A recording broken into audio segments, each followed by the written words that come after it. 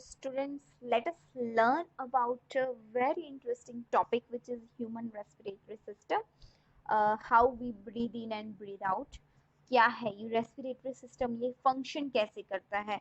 So I must say this is the very much important point, most IMP topic it is. So you have to learn it properly. तो जैसे जैसे मैं बोलती जाऊँ आप उसको महसूस करते जाओ, ठीक है, तो आपको अच्छे से समझ में आएगा कि एक्चुअली ये काम कैसे करता है. तो पहले इसको स्टार्ट करने से पहले let us understand what are the organs which is involve into the human respiratory system. कौन कौन से ऑर्गन्स काम करते हैं. सबसे पहले है नेसल पैसेज यानी कि आपका नाक है. माउथ कैविटी यानी कि आपका मुंह. फेरिंग्स के बारे में अगर बात करें तो नॉर्मल लैंग्वेज में अगर बोले तो गला बोल सकते हैं हम इसको, ठीक है. फिर लैरिंग्स की बात करें तो लैरिंग्स यानी कि स्वर पेटी. उसके बाद ट्रैकिया. ट्रैकिया यानी कि विंड पाइप कहेंगे हम इसको. क्या कहेंगे? विंड पाइप, श्वास नली. उसके बाद है rings of cartilage. Cartilage is actually one type of soft bone. आपके कान के ऊपर टच करो, देखो इसको, उसके ऊपर भी आपको, कान के ऊपर भी देखो आपको बोन होगा, ठीक है, सॉफ्ट बोन होते हैं. तो ये एक्चुअली कौन से बोन्स है? कार्टिलेज नाम के बोन्स है. तो ये यहाँ पे भी सेम ऐसे टाइप के ही है, ठीक है. उसके बाद बात करते हैं लंग्स है हमारे. ओके. लंग्स जो दो हिस्सों में डिवाइडेड है, वो दो हिस्सों को हम कहेंगे ब्रोंकाई. क्या कहेंगे यहाँ पे? ब्रोंकाई. ब्रोंकाई आप देख सकते हो यहाँ पे, मैं थोड़ा जूम कर दूं आपके लिए. ब्रोंकाई आप देख सकते हो ब्रांचेस के अंदर क्या है, डिवाइडेड है. क्या है ये? ब्रांचेस के अंदर डिवाइड की गई है. और इस ब्रांचेस को हम कहेंगे ब्रोंक्यूल्स. क्या कहेंगे इसको? ब्रोंक्यूल्स कहेंगे. और इस ब्रोंक्यूल्स के नीचे आपको दिख रहा है छोटे छोटे ऐसे, ये साइड में ये जो दिख रहा है ना, ये एल्वेओली होती है. क्या होती है? एल्वेओली. उसके नीचे ऐसे जैसे बोलते हैं ना कि बलून जैसा स्ट्रक्चर होता है. ब्रोंकियोल्स के नीचे क्या होता है? बलून जैसा स्ट्रक्चर होता है. उसे हम क्या कहेंगे? एल्वेओली कहेंगे. अ, यहाँ पे आप देख सकते हैं डायफ्रागम. देन रिब्स जो हमारे आसपास जो होती है, मतलब पासड़ियों जो कहिए गुजराती में कहिए तो, ठीक है. तो this are the important organs of the human respiratory system.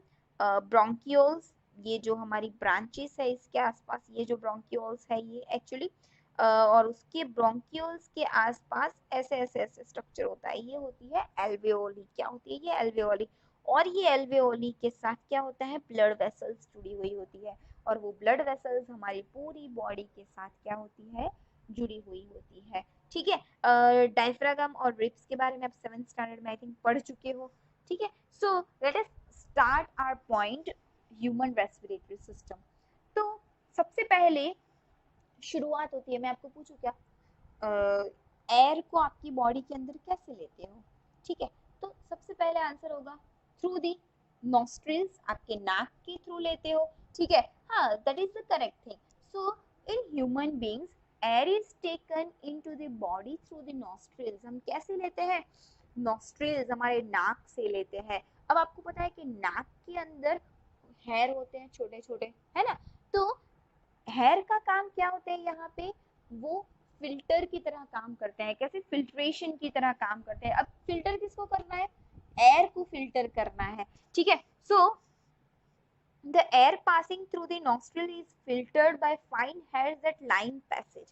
अब ये nostril जो nasal passage है वहां पे क्या है? आपकी जो छोटे छोटे हेयर है, फाइन हेयर्स है, वो क्या करेंगे? जो एयर है, आप आसपास में से जो एयर इनहेल कर रहे हो, उस एयर को क्या करेंगे? फिल्टर करने का काम करेंगे. क्योंकि आपको पता है कि आपके आसपास जो एयर है उसके अंदर बहुत सारी इम्प्योरिटीज होती है. तो अगर आप इम्प्योरिटीज वाली एयर अंदर ले लोगे तो वो क्या हो जाएगा? आपको छींक आना शुरू हो जाती है ना. तो वो क्यों आती है? कभी कभार डस्ट पार्टिकल अंदर चले जाते हैं, इम्प्योर पार्टिकल्स अंदर चले जाते हैं, इसी वजह से क्या होता है? आपको ये छींक वगैरह आना शुरू हो जाते हैं. तो जैसे ही आपकी एयर अंदर जाएगी नॉस्ट्रल्स के अंदर, आप जो हेयर है वो हेयर क्या करेंगे? उसको, उस पैसेज के अंदर जो हेयर है वो एयर को प्योरीफाई करेंगे. The passage is also lined up with mucus which help in this process.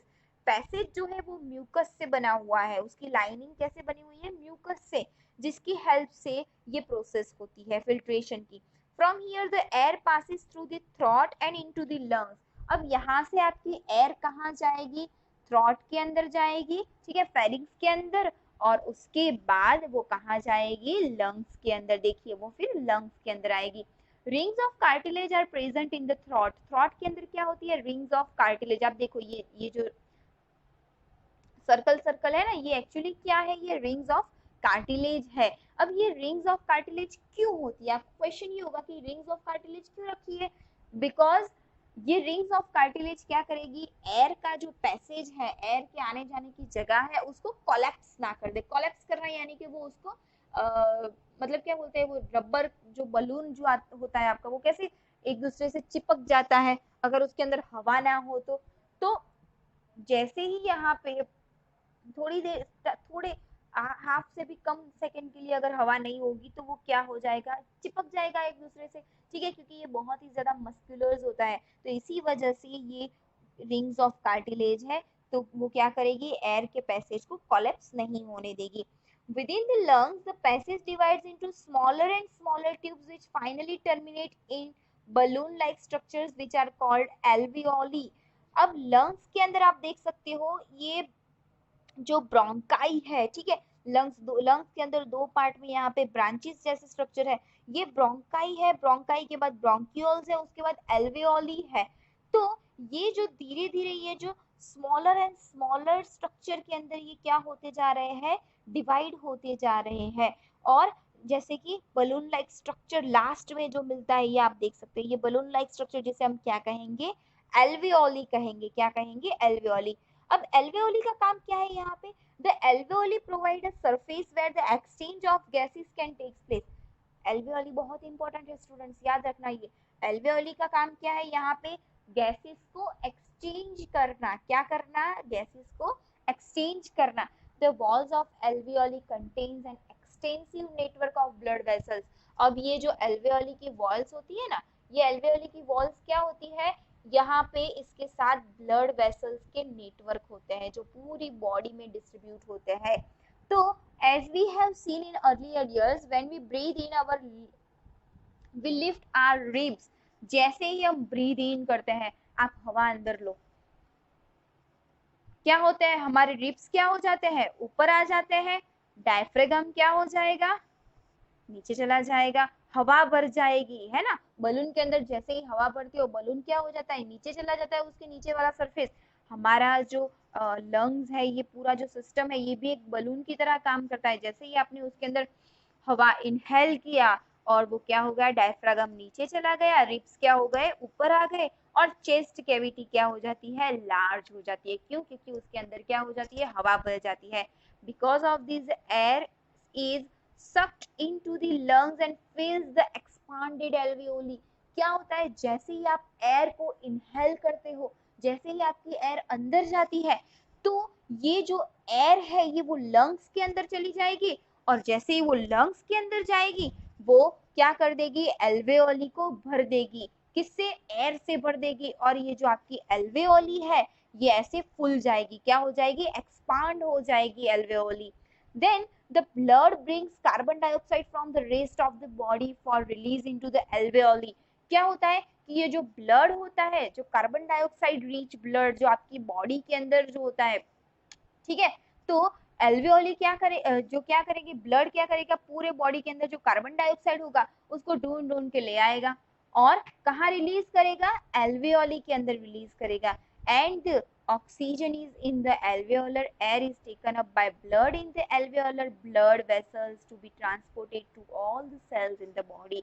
और ये alveolar क्या करेगा, alveoli क्या करेगी, यहाँ पे जो ऑक्सीजन उसने लिया है, हमने जो ऑक्सीजन को इनहेल किया है, ऑक्सीजन रिच एयर को, और वो जैसे ही वो एल्वेओली के अंदर चला जाएगा, जैसे ही ऑक्सीजन एल्वेओली के अंदर होगा, वो ऑक्सीजन कहाँ चला जाएगा, ब्लड वेसल्स के अंदर चला जाएगा। और जब भी ब्लड वेसल्स के अंदर जाएगा, और ये ब्लड वेसल्स क्या करेगी, पूरी बॉडी के अंदर ऑक्सीजन को डिस्ट्रीब्यूट करेगी। During the breathing cycle when air is taken in and let out, the lungs always contain a residual volume of air so that there is sufficient time for oxygen to be absorbed and for the carbon dioxide to be released. तो जब भी हम हमारी जो breathing cycle चलती है, breathing cycle यानी कि breathe in and breathe out, तो जैसे ही हम ब्रीद इन करते हैं, ब्रीद आउट करते हैं, तो एयर जो भी हम लेते हैं और बाहर निकलती है, लंग्स के पास एक हमेशा सफिशिएंट अमाउंट में एयर का वॉल्यूम होता ही है। क्यों? क्योंकि जब भी हम ऑक्सीजन लेते हैं, बाहर निकालते, ऑक्सीजन रिच एयर को अंदर लेते हैं, कार्बन डाइऑक्साइड रिच एयर को बाहर निकालते हैं, जब भी ये इन एंड आउट की प्रोसीजर होती है, तो यहाँ पे उसको सफिशिएंट टाइम मिल जाए, ठीक है, सफिशिएंट टाइम मिल जाए ताकि ऑक्सीजन क्या हो जाए, अच्छे से एब्जॉर्ब किया जाए और कार्बन डाइऑक्साइड को अच्छे से रिलीज किया जाए। So when the body size of the animal is large, the diffusion pressure alone cannot take care of oxygen delivery to all parts of the body। जब एनिमल्स की बॉडी साइज बहुत ज्यादा होती है, बड़ी होती है, तो डिफ्यूजन प्रोसेस से ये मतलब प्रोसीजर होना थोड़ा बहुत इम्पॉसिबल हो जाता है। पूरे पार्ट के अंदर, बॉडी के अंदर ये डिफ्यूजन प्रोसेस के थ्रू ब्लड को नहीं पहुंचाया जा सकता। Instead of respiratory pigments take up oxygen from the air in the lungs and carry it to tissues which are deficient in oxygen before releasing it. तो यहाँ पे जो डिफ्यूजन प्रोसेस के थ्रू नहीं होता, तो यहाँ पे कौन हेल्प करता है? तो यहाँ पे आपको एक रेस्पिरेटरी पिगमेंट हेल्प करेगा। तो ये रेस्पिरेटरी पिगमेंट कौन है, इसके बारे में भी डिस्कशन करते हैं। तो रेस्पिरेटरी पिगमेंट का काम क्या होता है? ये क्या करेगा? ऑक्सीजन को लेगा एयर में से लंग्स के अंदर, और वो क्या करेगा, जहाँ पे भी ऑक्सीजन की कमी है जिस टिश्यू के अंदर, उस टिश्यू के अंदर वो उसको पहुंचाएगा। In human beings the respiratory pigment is haemoglobin which has a very high affinity for oxygen। अब यहाँ पे ह्यूमन बीइंग्स के अंदर हमारा जो रेस्पिरेटरी पिगमेंट है वो क्या है? हेमोग्लोबिन। आपने सुना होगा HB के बारे में। तो हेमोग्लोबिन जो है वो हमारा रेस्पिरेटरी पिगमेंट है, जिसके अंदर बहुत ही ज्यादा मतलब ताकत है, या फिर वो बहुत ही ज्यादा अमाउंट में ऑक्सीजन को एब्जॉर्ब कर सकता है। This pigment is present in the red blood corpuscles. ये कहाँ पे प्रेजेंट होता है? आरबीसी के अंदर, रेड ब्लड कॉर्पिकल्स के अंदर। Carbon dioxide is more soluble in water than oxygen is. Carbon dioxide क्या है? ऑक्सीजन के कंपेयर में वाटर के अंदर ज्यादा से ज्यादा सॉल्युबल हो जाता है, मिक्स हो जाता है, and hence is mostly transported in the dissolve form in our blood. तो हमारे ब्लड के अंदर कार्बन डाइऑक्साइड कैसे ट्रांसपोर्ट करता है? डिसॉल्व होके, और ब्लड के साथ डिसॉल्व होके काम करता है, ठीक है। तो इसी तरह से हमारी जो ह्यूमन रेस्पिरेटरी सिस्टम है ये पूरी काम करती है। ये आपका मतलब पूरा ह्यूमन रेस्पिरेटरी सिस्टम है, इसका डायग्राम ड्रॉ करना है और ये पूरा लिखना है, ठीक है। चलिए, तो फिर से इसको पढ़ लीजिएगा अच्छे से, ना समझ में आए कोई भी पॉइंट, कोई भी टॉपिक, सो प्लीज कॉल मी और मैसेज मी, ठीक है। Thank you so much.